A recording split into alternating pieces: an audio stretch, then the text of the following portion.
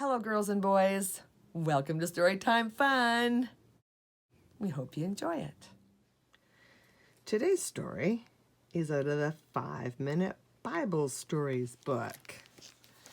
And today's story is called The Walls of Jericho, adapted by Lisa Harkrider. A boy named Peter walked beside the River Jordan with his father. They saw a pile of big, round stones. Peter asked, "What's that?" "These are the 12 stones, one for each of the 12 tribes of Israel," said his father. "These stones remind us of the miracle." "What miracle?" Peter asked, looking out across the wide river. "Ah, you were too young to remember," his father said. "You see, the Israelites had escaped from Egypt. Moses had died, and Joshua was now leading the Israelites to the Promised Land. When they got to the River Jordan, it was swollen to the top of its banks. The Israelite priests were carrying the Ark of the Covenant, the chest that held the 10 Commandments. God told Joshua to send the priests into the river." "Into the river?" asked Peter. "Are you sure that's what God told Joshua? It doesn't seem right. They would all drown." "But they did not," said his father, "and that was the first miracle." Peter's father continued. "When the priest stepped into the river, it stopped flowing. The priest stood there while the Israelites crossed the dry riverbed. When everyone had reached the other side, the priest stepped onto the bank.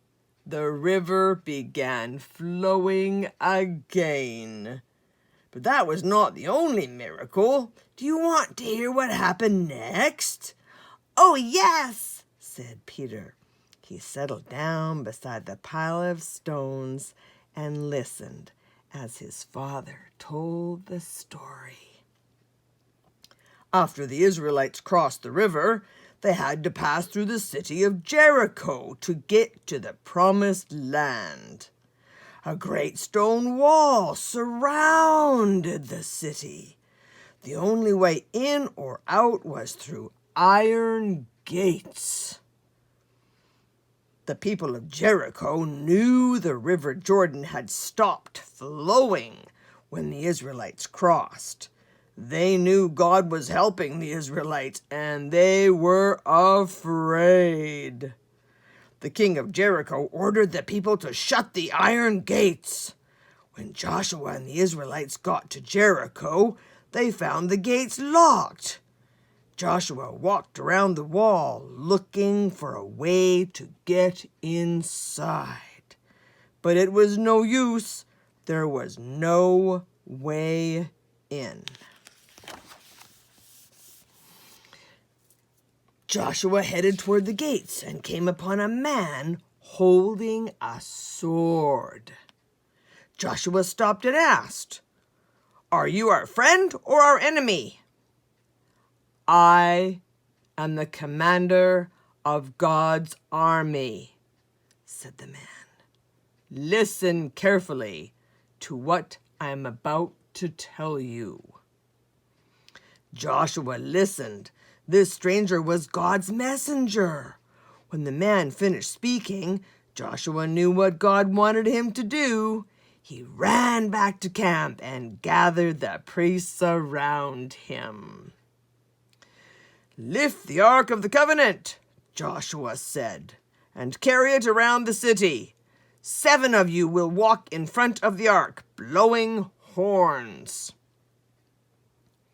The priests set off around the wall, blowing their horns, while the Israelites followed quietly behind. They circled the city once, then went back to their camp. The next morning, the Israelites rose at dawn. Again, The priests carried the ark around Jericho, and again 7 priests trumpeted their horns. And again the Israelites followed quietly. They circled the city once. They went back to their camp.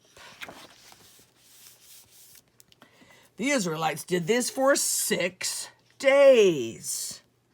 On the 7th day, Joshua said, "The priests will carry the Ark of the Covenant and blow their horns, just as before, and we will follow quietly, just as before. But today, we will circle the city 7 times. On the 7th time, listen closely. I will tell you what to do." The Israelites marched around the city 6 times. On the 7th time, Joshua yelled, "Shout! Cheer! God has given you the city!"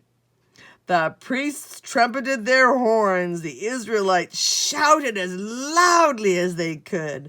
Above the shouting, they could hear cracks and groans. The cracks spread across the walls. The walls of Jericho began to tremble. The Israelites shouted louder and louder. One stone fell from the wall, then another and another. The walls of Jericho tumbled to the ground in a pile of dust. It was truly a miracle. The Israelites cheered. They were able to pass through the city. "And that," said Peter's father, "is how the Israelites conquered the great stone walls of Jericho. That is how they passed through Jericho on their way to the promised land." "They did not use swords?" asked Peter. "Or spears?" "No," Peter's father said, shaking his head. "They had a tool more powerful than 1,000 swords and spears. They had the most powerful tool of all. They had their faith in God." Well, that's it for today. We'll see you next time.